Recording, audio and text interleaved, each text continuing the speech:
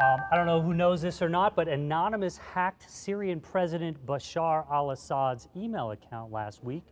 It turned out to be an easy task. His password was 12345. Meanwhile, another group of hackers discovered that to get into the Syrian presidential palace, you just have to say, "Open Sesame." Anonymous also broke into many accounts of al-Assad's staff who used the same password. Many emails were leaked, including correspondence about an upcoming Barbara Walters interview. Said one email, "Americans think we're hard on our citizens. At least we don't subject them to The View."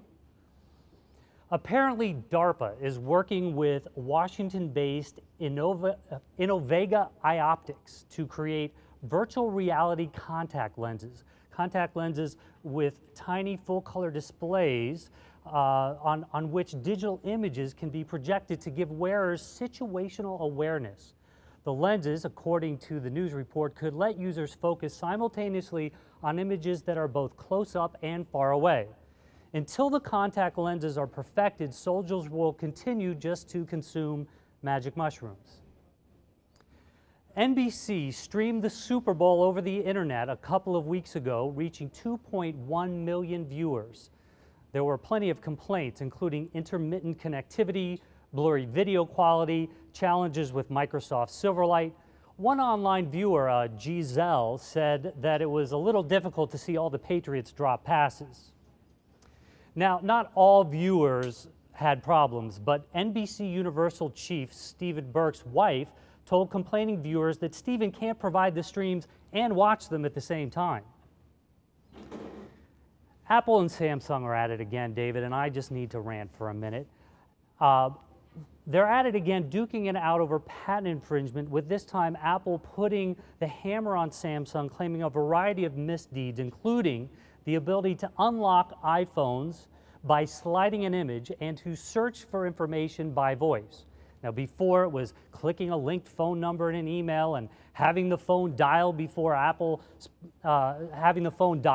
So before Apple spends another $1 billion on suing someone over, I don't know, the size and shape of the box the iPhone comes in, or the fact that Foxconn doesn't let its employees take bathroom breaks, it might be worthwhile to take a breath and see what Apple has wrought.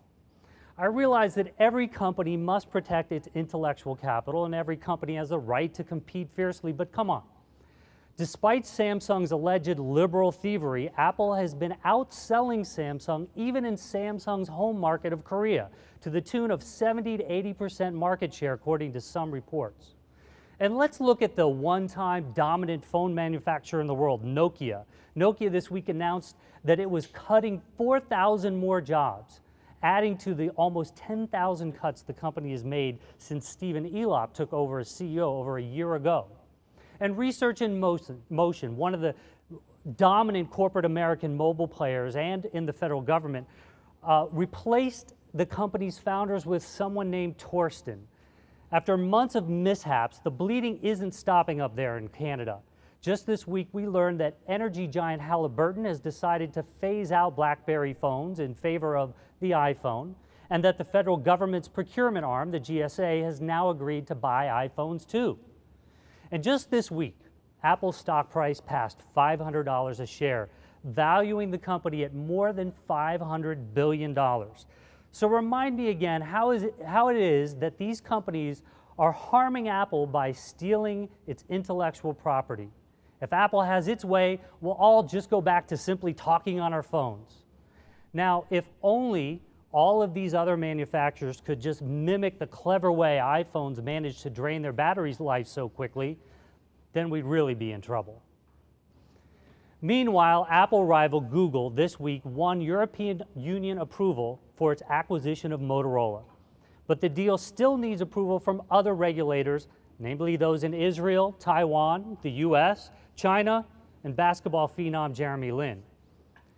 But in perhaps one of the most notorious news events in recent times, Tommy Jordan, a regular old IT guy in Buzzard Breath, North Carolina, became upset when his 15-year-old ingrate daughter posted angrily on Facebook about her parents' outsized demands on her, namely having to do chores. Jordan, who ends his video by shooting his daughter's laptop with 9 .45 caliber hollow point rounds, was visited by social workers over the weekend where he got some tips on parenting. And yet Jordan was at it again, this time as the IT guy taking aim at end users. Let's take a look.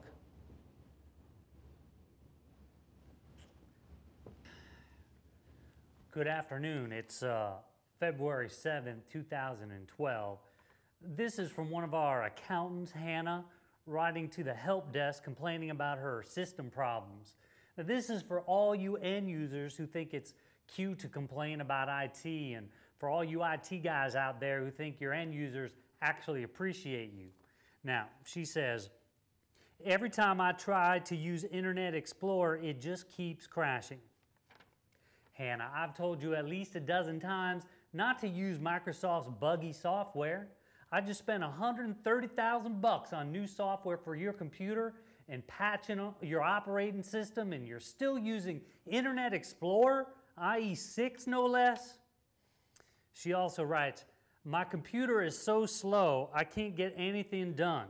I don't even know why we have an IT department. What do you guys do all day? Now, Hannah, we IT guys ask ourselves the same thing, but you know, we happen to be IT, so we actually see what you do all day, which is waste a bunch of time and our company's money. How many times have I told you not to let your kids install games on your system? Yeah, we saw that. And just the other day, I caught you playing Angry Birds on your iPhone while you're supposed to be on a conference call. And now, since you want to hide it, I'm going to share it with everybody on your Facebook wall. And did you know that at night your husband downloads porn and puts it on a hidden subdirectory? I'm not happy. Frankly, I think it's disrespectful. I'm going to put a stop to it. I'm going to put a stop to it right now. That right there is your laptop. You see it's out here on the ground. This right here is my 45. That was the first round. These are exploding hollow point rounds from, yeah, and you have to pay me back for these too, because these are about $1 a piece.